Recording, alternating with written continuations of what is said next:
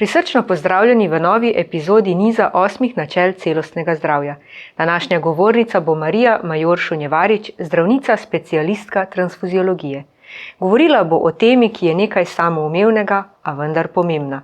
Dogaja se sama od sebe, a vendar imamo tudi vpliv in nadzor nad tem. Govorila bo o dihanju in zraku. Lepo pozdravljeni. Tema današnjega predavanja je zrak. Naš organizem namreč normalno deluje znotraj omejenih, biološko določenih meja. To so kislost telesnih tekočin, temperatura telesa, delovanje srca, dihal, prebavil, izločanja seča oziroma delovanja ledvic. Omenimo še kožo, sluznice in čudovito ustvarjeno vezivno tkivo z ekstracelularnim matriksom, ki je pravzaprav kristal v tekoči obliki in s svojo funkcijo in zgradbo omogoča medsebojno povezanost vsega s vsem v telesu. Preko živčnega sistema vsak impuls ob spremembi v okolju prihaja po različnih čutilih. Glede na vedno zaposlen mehanizem vzdrževanja imamo osnovne pogoje za življenje in to je homeostaza. Ko gre za prilagajanje okolju, telo ojača. Epifiza je žleza, ki je glavni dirigent in pobudnik akcije za prilagoditev. Njeni hormoni so serotonin, melatonin in dopamin. V epifizi se ugotavlja sprememba elektromagnetnega sevanja, ki regulira dogajanja na notranjem subatomskem nivoju energije. Nekaj bi povedala o vplivu zraka na zdravje. Zrak je dah življenja in mi smo popolnoma odvisni od njega. Naš planet obdaja ozračje. S pomočjo sončne svetlobe kisik proizvajajo cianobakterije, alge in zelene rastline. S fotosintezo iz vode in ogljikovega dioksida, ki se sprošča pri dihanju, dobivamo kisik, ki je nujno potreben za pravilno delovanje tako imenovanih električnih central v naših celicah. Imenujemo jih mitohondrije in so temelj vsake aktivnosti, ki se odvija v našem organizmu. Zrak omogoča, da vsaka celica organizma dobi potrebno količino energije. Rdeče krvničke po delovanju srca krožijo v obtoku. Hemoglobin prenaša sveži kisik iz pljuč do vsake celice v telesu. Porabljeni kisik se vedno znova nadomešča.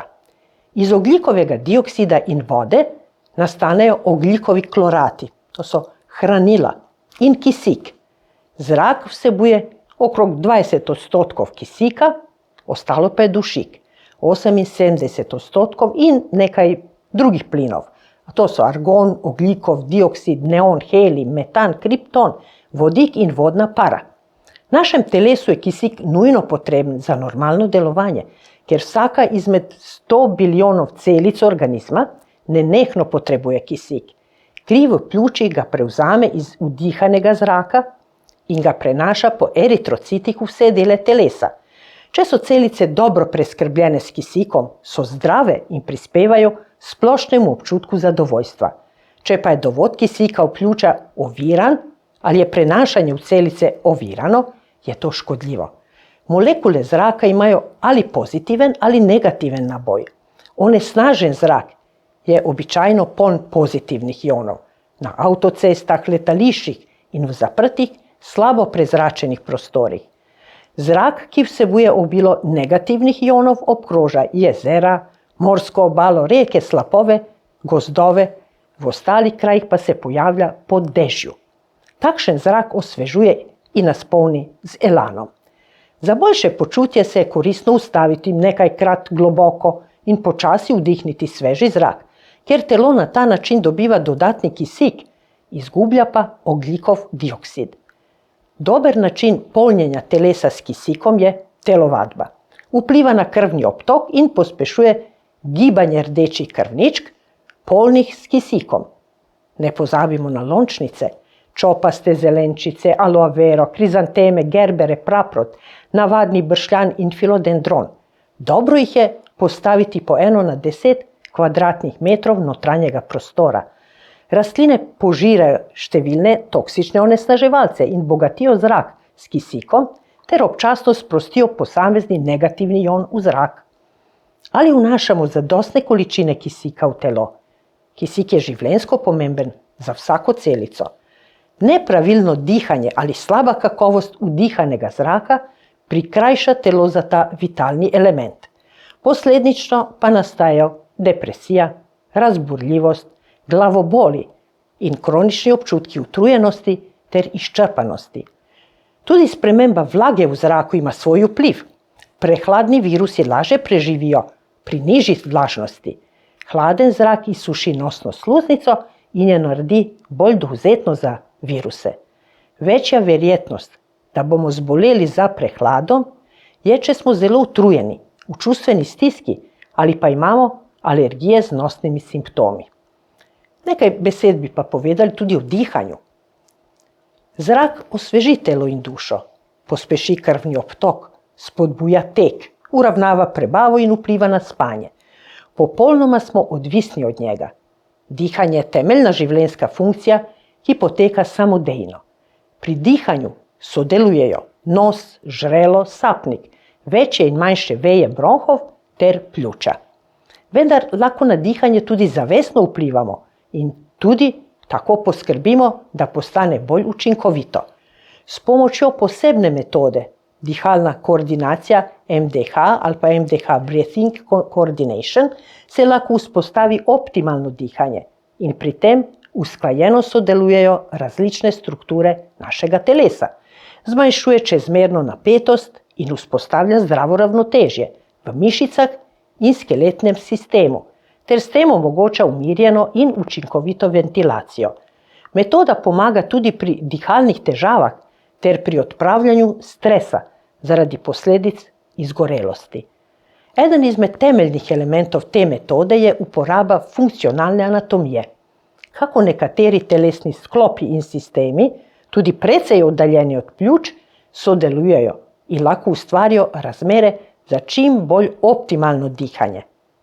Naši možgani pa bodo storili vse, da priskrbijo telesu potrebno gorivo. Včasih se po nepotrebnem čezmerno priklopijo k delovanju prepone, ki je glavna dihalna mišica, še druge, pomožne mišice.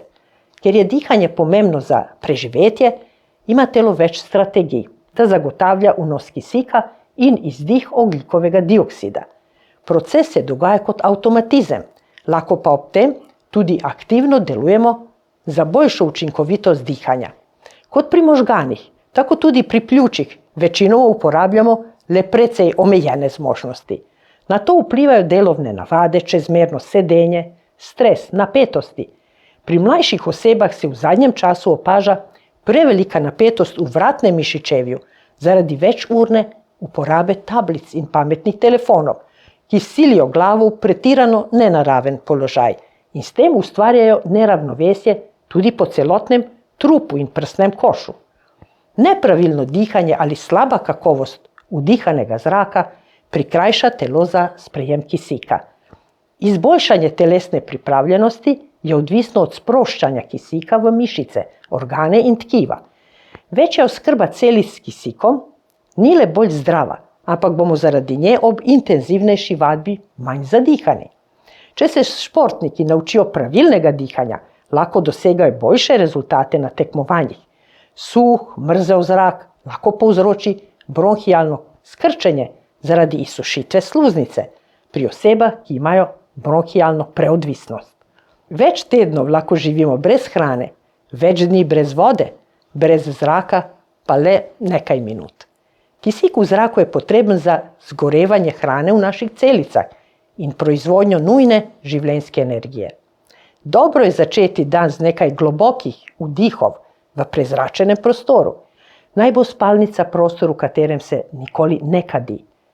Vdihnimo večkrat, ker naši možgani in celotni organizem delujejo veliko bolje, če vdihavamo čisti zrak. Kar se da pogosto pojdemo v naravo in s polnimi pljuči vdihavajmo sveži zrak.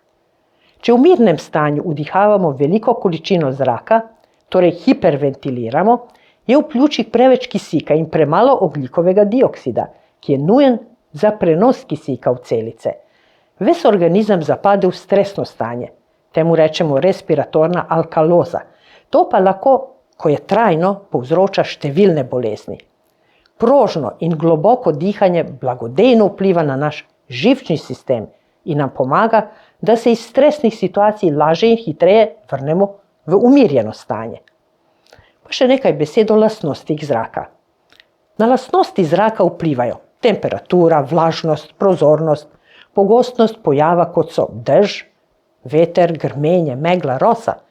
Na vreme vpliva tudi smer oziroma položaj hribov in planin. Podnebje je klima določenega področja. Pri oceni zdravilnosti področja so pomembni flora, fauna, čistost zraka in vode, odsotnost industrijskih ali drugih onesnaževalcev ter hrupa. Vsak organizem ima genetske možnosti za reakcijo na spremenjene okoliščine in prilagoditev na spremembe. Primer. Prebivalci v Andih, Nepalu in še drugod vdihavajo razredčen zrak in pridobijo manj kisika, ampak njihovo telo je razvilo večje število eritrocitov. Zdaj pa ena aktualna tema, to je onesnaževalci zraka. V oddaji Odmevi na RTV Slovenija je 15. februarja pred 4 leti bilo povedano, da je v Sloveniji najbolj onesnažen zrak med vsemi državami v Evropi. Celje pa je najbolj ogroženo mesto. 1/3 krivde gre na račun kurišč in se glede tega vršijo redne meritve. V svetu letno zboli 14 milijonov ljudi zaradi rakavih bolezni. Bolezni pljuč pa so na 3. mestu v Evropi. Le 20 do 30% oseb zboli zaradi okuženosti z virusi, z bakterijami, kemičnimi snovmi ali pa zaradi poškodb. 70% pa zboli zaradi pomanjkanja kisika oziroma onesnaženosti zraka in tudi zasedenosti oziroma premalo gibanja. Prizadevajmo si okrepiti imunski sistem na to raven, da bomo manj občutljivi. Zrak je žal onesnažen tudi znotraj bivalnih prostorov. Sodobna gradnja predvideva dobro izolacijo zaradi varčevanja energije, ta pa je vzrok slabega prezračevanja in potencialne akumulacije notranjih zračnih onesnaževalcev. Najnevarnejši je tobačni dim. Iz nekaterih lesenih izdelkov se pa sprošča formaldehid, druge kemične pare pa izhlapevajo iz preprog, tkanin za tapeciranje, kopirnih strojev, čistilnih sredstev in iz sveže zlikanega perila. Ogljikov monoksid in dušikov dioksid sta dva strupena plina, ki nastajata v plinskih pečeh, kot tudi v pečeh na kurilno olje in premog. Onesnaževalci so tudi prah, pršice, plesen, glivice ter ozon, azbest, ostanki pesticidov in podobno. Pozimi smo večinoma v zaprtih prostorih, v segretem, zatoklem, suhem zraku, celo zakajenem. Ne glede na nizke zunanje temperature, je treba bivalne prostore večkrat na dan prezračiti, da se zamenja zrak, v katerem lahko pozimi mrgoli virusov, še posebej tistih, ki jih kihnemo in izkašljamo v zrak. Sprememba vlage v zraku ima svoj vpliv na zdravje. Prehladni virusi lažje preživijo pri nižji vlažnosti. Hladen zrak izsuši nosno sluznico in jo naredi bolj dovzetno za viruse.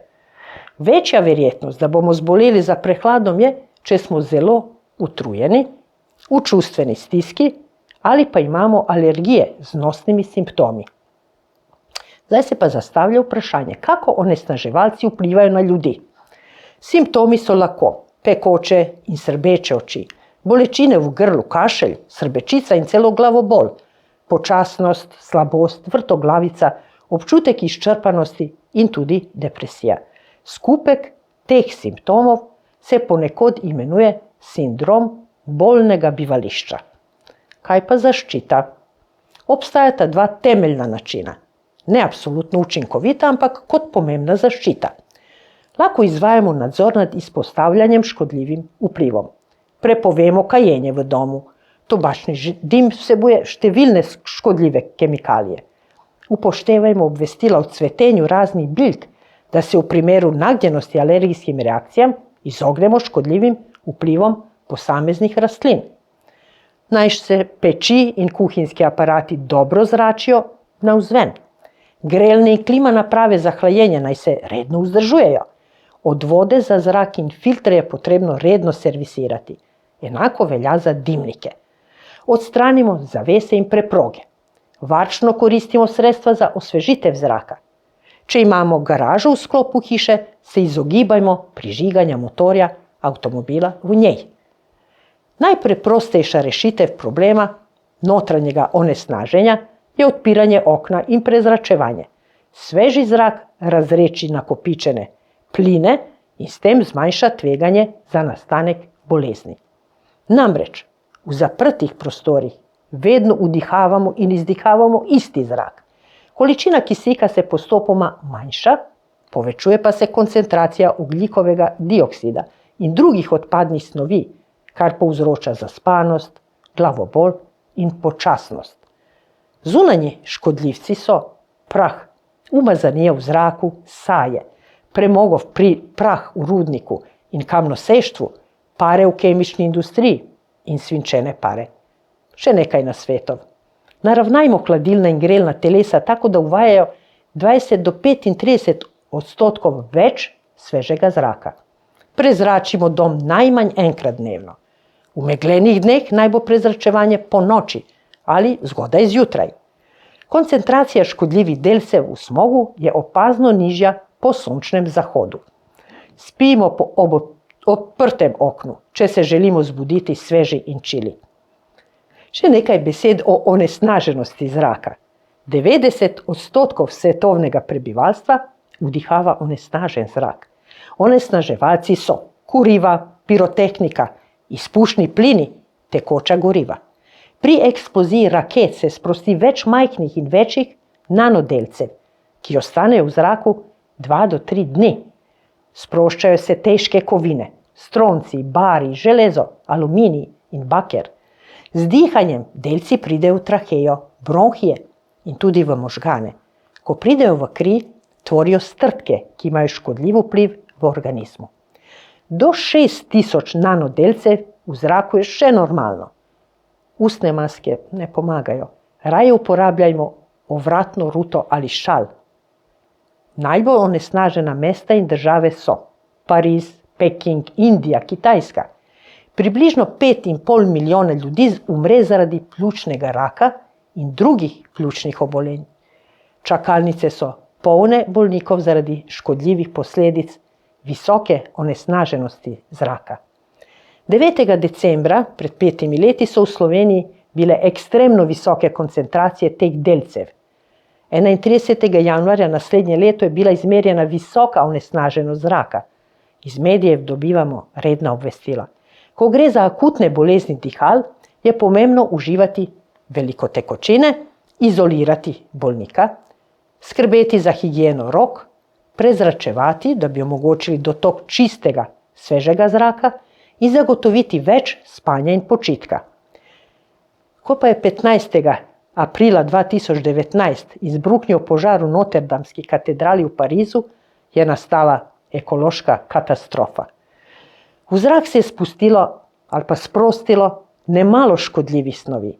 Med požarom je v ozračje šlo vsaj 250 ton svinca iz puščice in okrog 210 ton strehe. Torej v zraku je bilo 460 ton svinca. Presežen je bil ta prag, ki je sicer postavljen pri 5000 mikrogramih na kvadratni meter. Vdihavanje tega s svincem onesnaženega zraka ni brez posledic za ledvice in živčni sistem. Zlasti za okoli 6000 otrok, ki živijo v bližini katedrale, v okoliških stanovanjih, šolah in vrtcih. V zraku in na tleh je izmerjena 20krat večja količina svinca od dovoljene. Med 400 otroki, ki se zadržujejo v bližini katedrale, so zdravniki med 8% odkrili v krvi nenormalno visoke količine svinca. Dela na obnovi so 25. julija prekinili zaradi odločitve inšpekcije, da je prevelika količina svinčevega prahu škodljiva za zdravje delavcev. Leta 1961, davnega leta, ko je Jurij Gagarin poletel v vesolje, je vsak prebivalec planeta s kurjenjem fosilnih goriv v povprečju pridelal 3 tone ogljikovega dioksida letno. Do leta 1973, ko se je začela naftna kriza, je številka zrasla na 4,3 tone. Kemijska sestava zraka, ki ga dihamo danes, je drugačna kot tedaj, ko je prvi človek odletel v vesolje. Leta 1961 je bilo v eni prostorninski enoti zraka 300 enot ogljikovega dioksida, danes jih je 400. No, vrnimo se malo še na funkcijo dihanja. Dihala omogočajo dihanje, nos, žrelo, sapnik, večje in manjše veje bronhov in pljuča. V pljučih poteka izmenjava plinov. Iz vdihanega zraka sprejemamo kisik, iz telesa pa vdajamo ogljikov dioksid. S vsakim vdihom dovajamo telesu neobhodno potreben kisik. S vsakim izdihom pa odstranimo nepotrebne pline. Izmenjava poteka preko krvi. Srce pa je motor, ki poganja kri v pljuča in do celic. Vsak kri gre skozi pljuča, kjer se izmenjujejo plini. Od pravilnega dihanja je odvisna preskrba telesa s kisikom. Prehlad zaradi hladnega zraka sproži izločanje sluzi v nosu in bakterije povzročajo nahod. Ko smo pod vplivom stresa, dihamo pospešeno in zaradi tega možgani dobivajo manj kisika. Tedaj se moramo osredotočiti na dihanje, namreč sprostimo se na vdih in izdih. Vdihnimo globoko, da pljuča postanejo kot balon. Zrak kratko zadržimo v sebi, potem pa ga izpustimo. Opazujmo vdih in izdih, ter se osredotočimo na to, da najdemo lastni tempo. Ker je kisik nujen za delovanje telesa, prakticirajmo telovadbo. Vdihavajmo sveži zrak in poskrbimo za prezračevanje bivališča. Preverimo, ali imamo pravilno držo pri sedenju in dihanju. Ali je hrbtenica ravna ali pripognjena. Ali imamo spuščene rame, ali dihamo plitvo, ali globoko. Ali nas naša oblačila in sedež omejuje pri dihanju. Ali je v prostoru svež zrak, ali pa zatokli. Ali redno telovadimo. Ali uživamo mastno hrano, kajti ta zmanjšuje zmožnost krvi za prenos kisika. Ali imamo navado večkrat globoko vdihniti sveži zrak. Dihajmo pravilno. Zravnajmo hrbet. Potegnimo zrak v pljuča. Predstavljajmo si, da z zrakom polnimo trebuh, vse dokler ne čutimo, da se nam trebuh širi. Ko se pljuča napolnijo, začnimo počasi izdihavati. Skrčimo trebušne mišice, vse dokler ne izdihnemo poslednjo količino zraka. Ta postopek ponovimo 5 do 6 krat, lahko zjutraj in potem še nekajkrat tekom dneva. Če je možno, delajmo to pri odprtem oknu ali zunaj na svežem zraku. Tako si lahko osvežimo telo in zbistrimo Vadimo globoko dihanje čim pogosteje in najbolje v naravi, ker tam začutimo mir ter se usmerjamo na njeno lepoto, usklajenost in čutimo zdravilni učinek čistega zraka. Nekaj o fizični aktivnosti. Priporočana je namreč redna vadba. Približno 1 uro dnevno, tek ali hitra hoja. Po 20 minutah se ponavadi pojavi utrujenost. 15 minut pozneje pa toplina v telesu in potenje. Po 30 minutah se začnejo izločati endorfini, ki izboljšajo razpoloženje. Počutimo se sproščeno in čutimo kopičenje energije. V možganih se vzpostavlja ravnotežje glede izločanja nevrotransmiterjev oziroma hormonov, ki jih sintetizirajo in izločajo nevroni. In utrujenost izgine. Zdaj pa še nekaj nasvetov za mladino. Rekli bi temu wellness za pomnjenje. Fizična aktivnost je ena temeljnih potreb otrok. Psihologi priporočajo uravnovešeno razmerje glede učenja in prostega časa. Dolžina pavze se prilagodi starosti otroka. Fizične aktivnosti so pomembne za izmenjavo snovi v celotnem organizmu in vplivajo na delovanje možganov glede boljše oskrbe s krvjo. Če otrok porabi 40% svoje energije, možgani dobivajo 25% več krvi. To je zelo pomembno za možgansko skorjo, ki je odgovorna za dolgoročni spomin. Gibanje pospeši prekrvavljenost in tudi niža nivo stresa ter vpliva na izmenjavo snovi v telesu. Prenosniki informacij povezujejo logična in emocionalna področja v možganih. Večurno učenje ni dobro za pomnjenje zaradi preobremenjenosti. Učna snov se teže ohranja v spominu. Strokovnjaki svetujejo mini pauze pri učenju, gibanje na svežem zraku, tek okoli hiše, skakanje na trampolinu ali podobne aktivnosti, ki pospešijo krvni obtok in oskrbujejo možgane z več kisika. Otroci, ki se aktivno ukvarjajo s športom, polnijo možgane s kisikom in so boljše razpoloženi. Lažje se osredotočajo na zadane naloge in so zaščiteni pred vplivom stresa. Dijaki, ki se več gibljajo na svežem zraku, imajo boljši šolski uspeh. Koristni so krajši nekajminutni premori, 2 do 3 krat, potem pa naj se omogoči daljši počitek.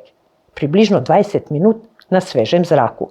Spet, da omenim, trampolin za sproščanje, nakopičene energije, vrv za preskakovanje in tako naprej. To je pomembno za zadostno preskrbo možganov s kisikom in glukozo. Športne aktivnosti v naravi krepijo zmožnost razmišljanja in pomnjenja zaradi večjega dotoka kisika v možgane.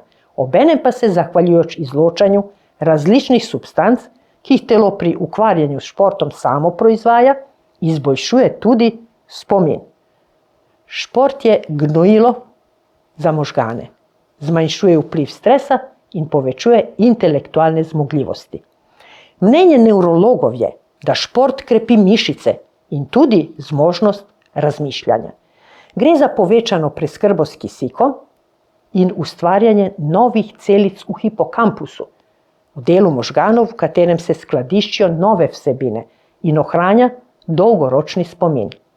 To je raziskal Charles Hillman, nevrolog in hokejist iz Univerze Illinois v študiji, ki je zajela 259 dijakov 3. in 5. razreda in je s tem dokazal, da imajo najboljše ocene otroci, ki se največ gibljajo.